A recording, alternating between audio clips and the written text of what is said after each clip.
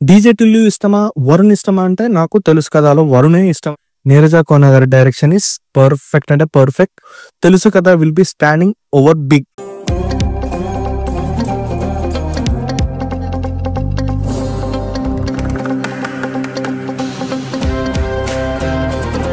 Welcome to the review of తెలుసు కదా, starring Siddhu Jonnalagadda, Srinidhi Shetty, Rashi Khanna, directed by Neeraj Kona and produced by Kriti Prasad. Movie గురించి మాట్లాడుకునే ముందు నా ఛానల్కి ఎవరైనా కొత్తగా వస్తే లైక్, షేర్, సబ్స్క్రైబ్ పక్కా కొట్టేయండి.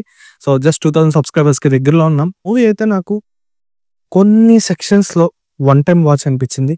కొన్ని సెక్షన్స్లో ఇప్పుడు వస్తున్న సినిమాలు, ఇప్పుడు డైరెక్టర్లు తీసే సినిమాల ముందు తెలుసు కదా will be standing over big అనిపించింది. ఒక పాయింట్ తీసుకున్నారు, that to delicate point and sensitive point. అటు ఇటు డిస్ట్రాక్ట్ అయిపోయి చెడిపోతుంది అనుకున్నా, బట్ నీరజ కోన గారు you handle very very well.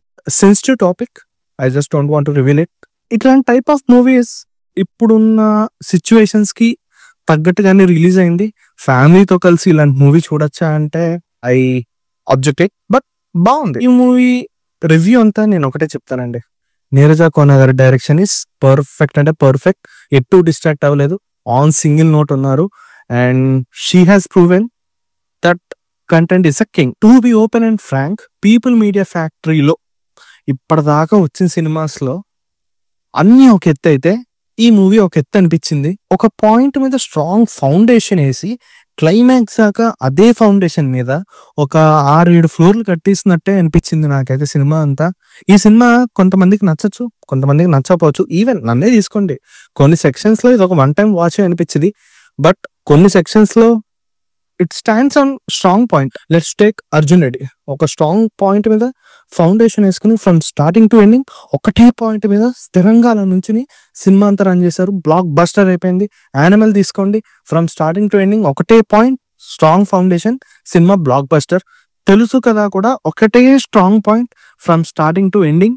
But మూవీలో మనం మెయిన్ గా మాట్లాడుకోవాల్సింది సిద్ధు జొన్నలగడ్డ క్యారెక్టర్. ఇల్లు కంటే this movie Siddhu Jonnalagadda as Varun is extraordinary. DJ Tillu ఇష్టమా, వరుణ్ ఇష్టమా అంటే నాకు తెలుసు కథలో వరుణే ఇష్టం అనిపించింది. వీళ్ళు ఈ డైలాగ్స్, ప్రతి డైలాగ్ స్ట్రాంగ్ గానే పేలింది. దీపావళికి డైలాగ్స్ పరంగా, స్టోరీ పరంగా, కాన్సెప్ట్ పరంగా గట్టిగానే పేలి సౌండ్ వచ్చింది. బట్ స్క్రీన్ ప్లే పరంగా ఒక రాకెట్ ఆకాశంలోకి వెళ్ళి పేలకుండా కింద పడిపోయినట్టు అనిపించింది. సో దిస్ దీపావళికి ఈ సినిమా ఒక వన్ టైం వాచ్. ఈ మధ్య వచ్చిన సినిమాస్ మీద ఈ సినిమా చాలా చాలా డిఫరెంట్. మూవీ స్క్రీన్ ప్లే పరంగా ఎక్కదు, కానీ సిద్ధు జొన్నలగడ్డ క్యారెక్టరైజేషన్ అయితే ఈ మూవీలో నాకు చాలా నచ్చింది. అండ్ హర్ష చెముడు అంటే అదే అండి, viva Harsha. So viva Harsha, Siddhu Jonnalagadda combination scenes అయితే చాలా చాలా బాగున్నాయి. కొన్ని ఫ్రెండ్షిప్ క్యారెక్టర్స్ కొన్ని సినిమాల్లో గుర్తుండిపోతుంది, అలాగే viva Harsha and Siddhu Jonnalagadda characters కూడా అలాగే గుర్తుండిపోతాయి. ఆ కథని తెర మీద అనుకున్నట్టు తీసుకురావడం ఇంకా కష్టం. బట్ తెలుసు కదా మూవీ చూసాక నీరజ కోన ఫ్యూచర్ లో వినిపించే పేరు అవుతుందని అనిపిస్తుంది.